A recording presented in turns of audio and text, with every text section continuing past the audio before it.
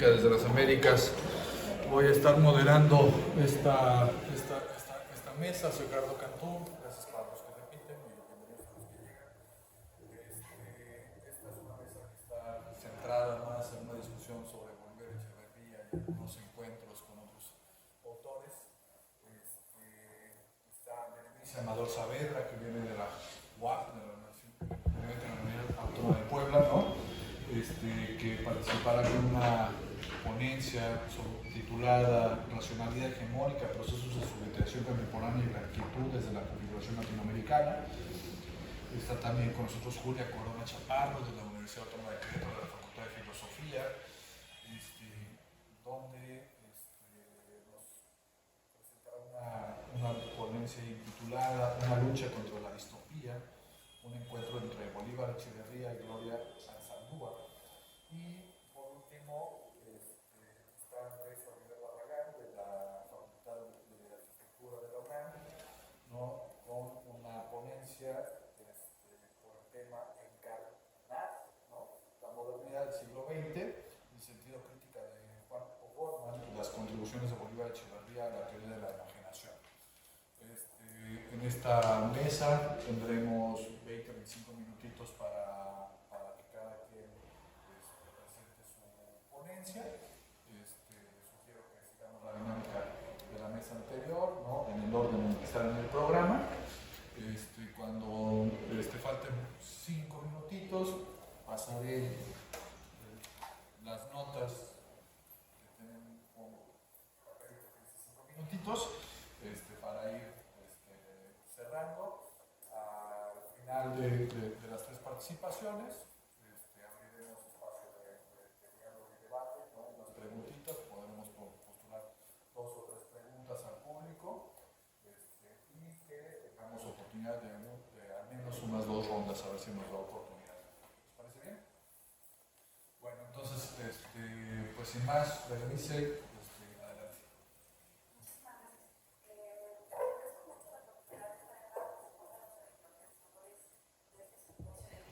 Congreso Internacional de Filosofía de la Asociación, claro, al doctor Gander, a Ricardo Petrova, a Daniele y, por supuesto, la atención de los programas que hoy nos están brindando Ana. De verdad, muchísimas gracias por este apoyo y también la oportunidad de poder compartir con ustedes esa y con ustedes que vienen hoy a escucharnos y a dialogar.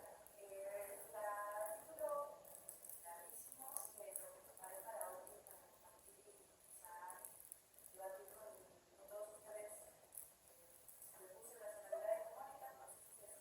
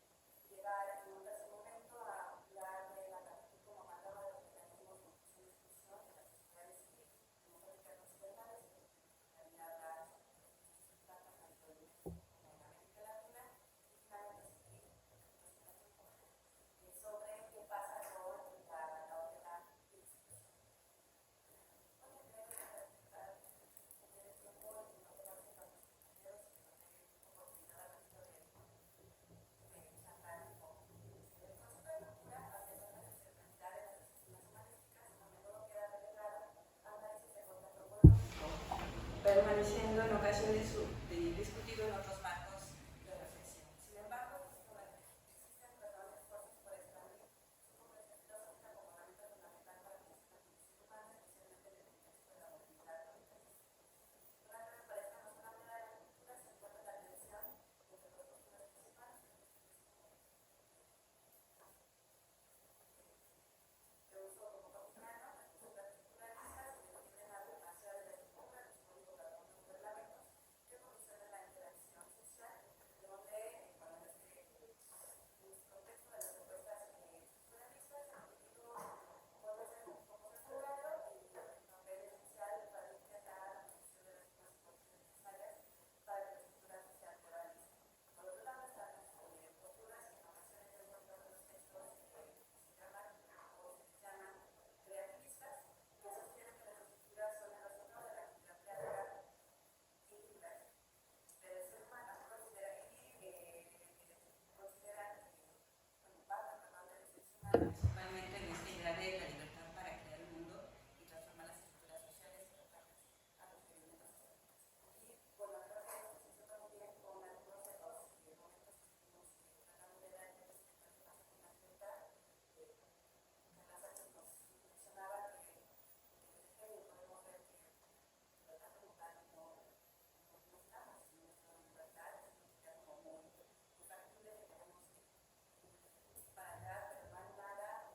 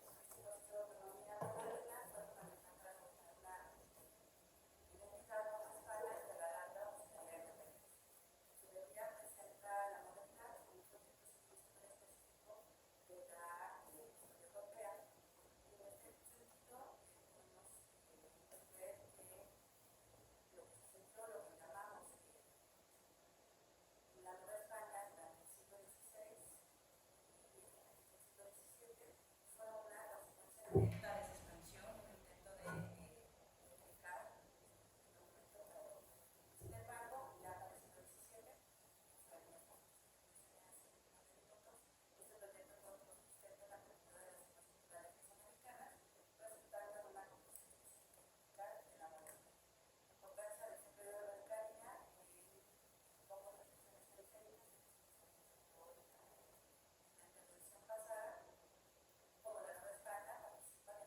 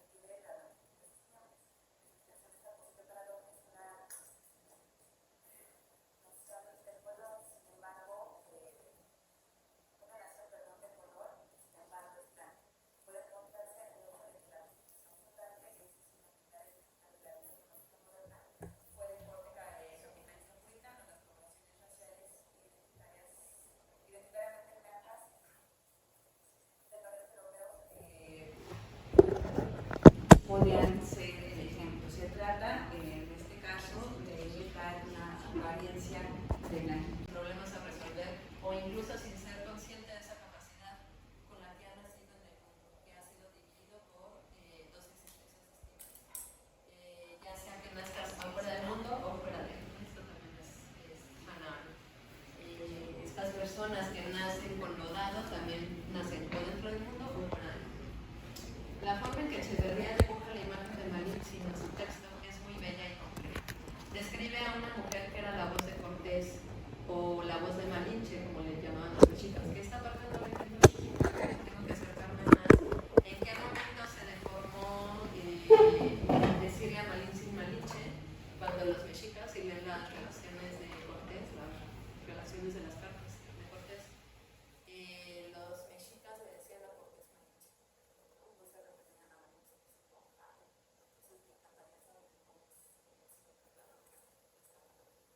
su papel en la historia no es solamente de mediar entre los mundos escritos, sino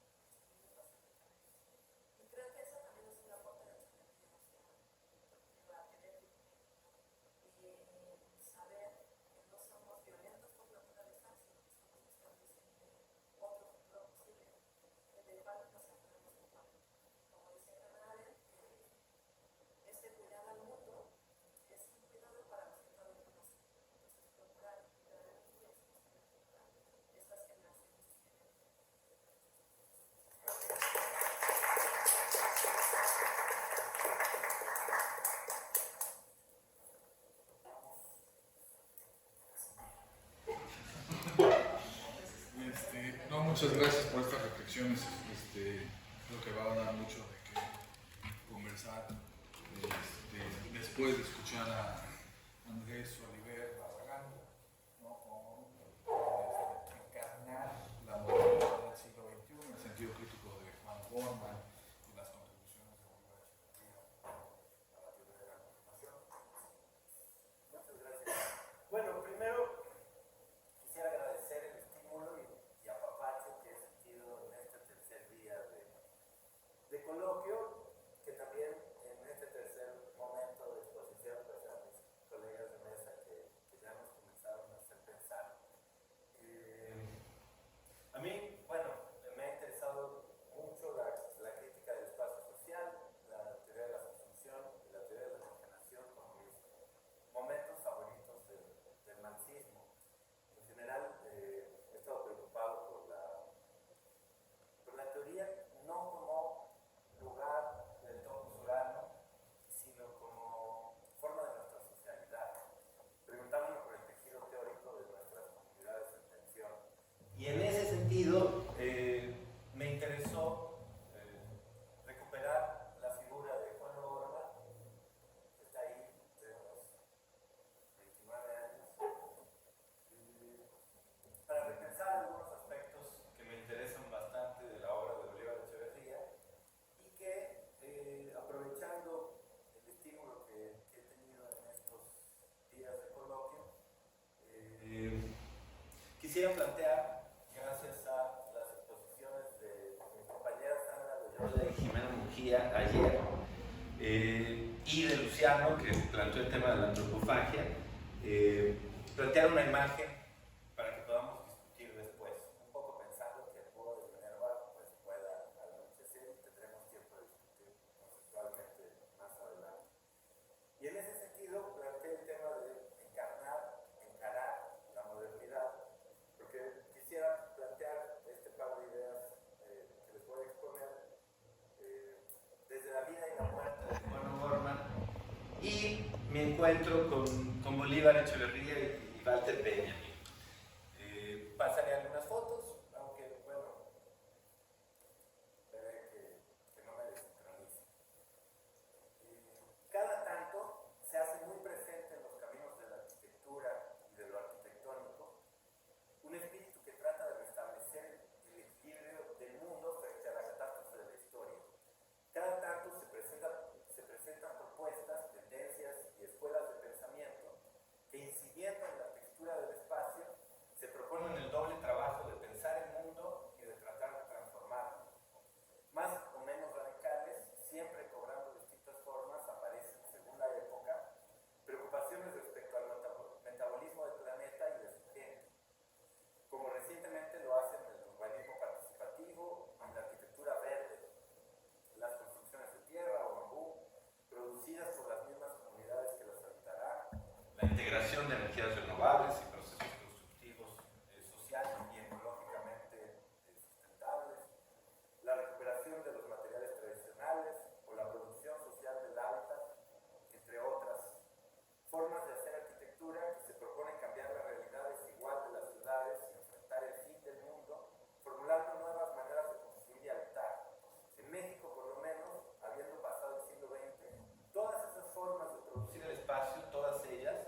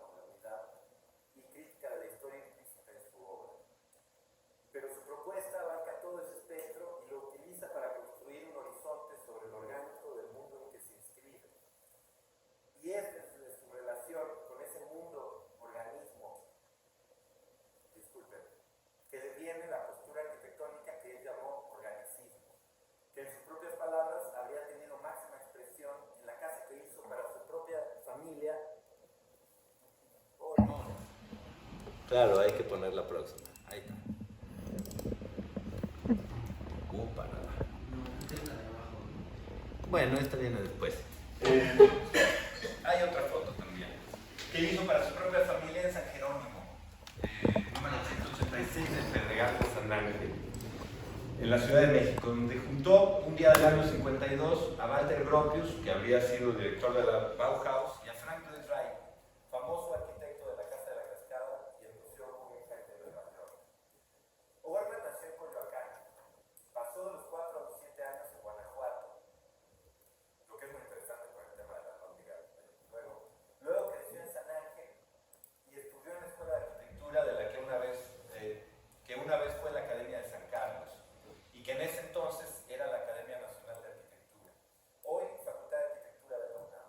Amigo de Frida, Carlos, en la adolescencia y más adelante de Diego Rivera también.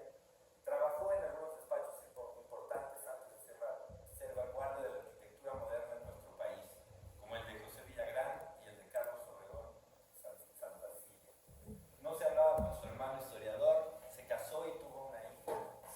Habló y escribió sobre arquitectura, daba clases de teoría en el Politécnico.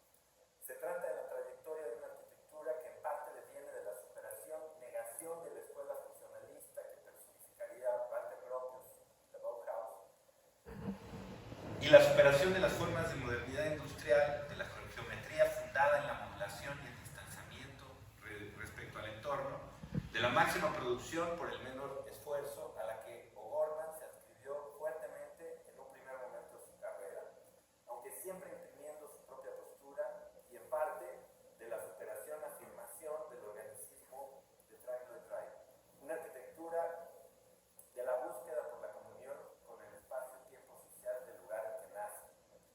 La primera mitad del siglo XX, Latinoamérica vio emerger una generación de artistas que, al acompañar el desarrollo de la modernidad, de sus devenires formales y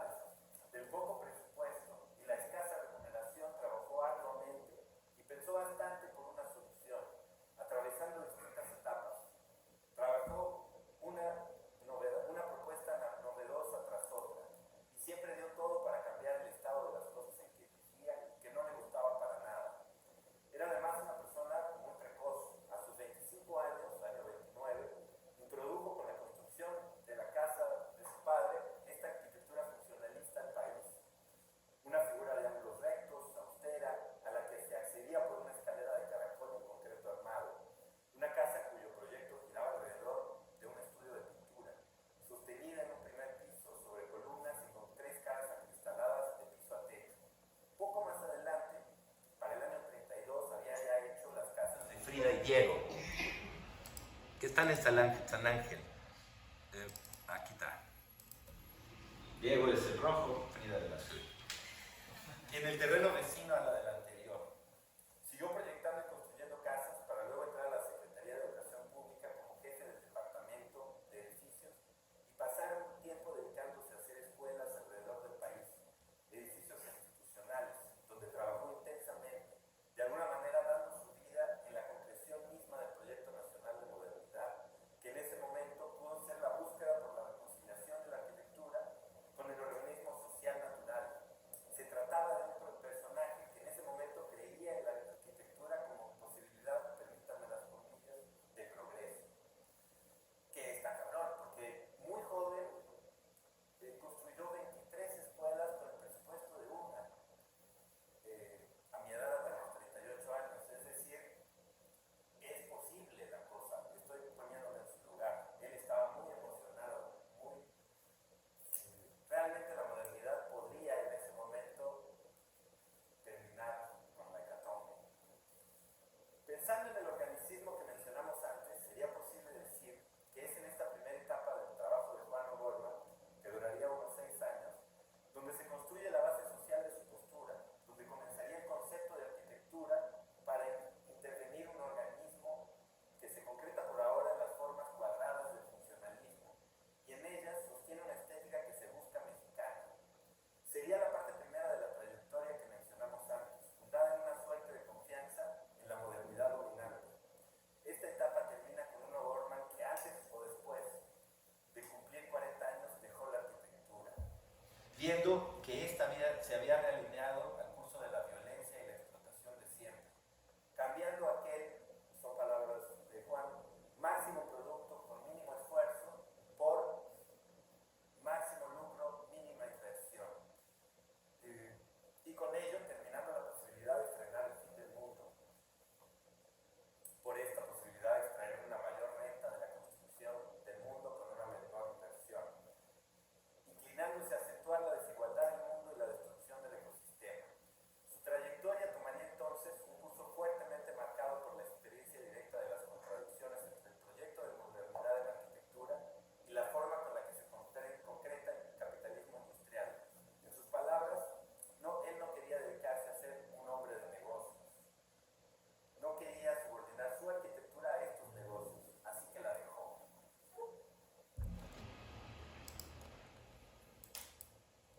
Tremendo.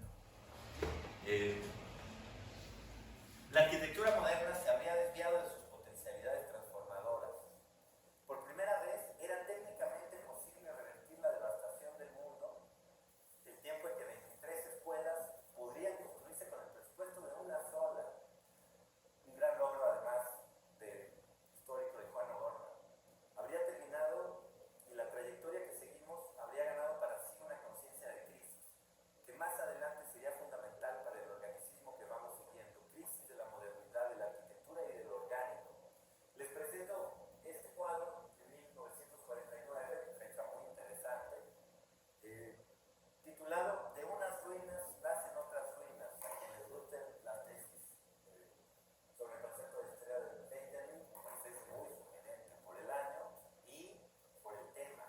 De unas ruinas nacen otras ruinas. Casi al tiempo de Walter Benjamin. Y recuerdo mucho a Sandra ayer en la dialéctica entre utopía e infierno.